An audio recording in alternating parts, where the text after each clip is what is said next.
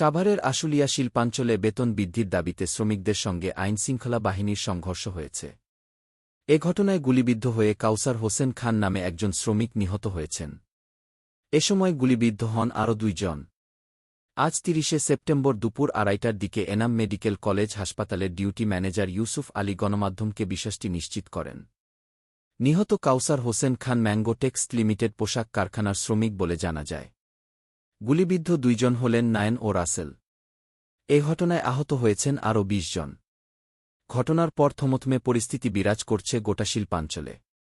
জানা গেছে, সোমবার সকাল 10টার দিকে নবীনগড়চন্দ্রা মহাসড়কের বাইপাইল ও ডিওএইচএস পয়েন্টে সড়ক অবরোধ করেন কয়েক শতাধিক পোশাক শ্রমিক।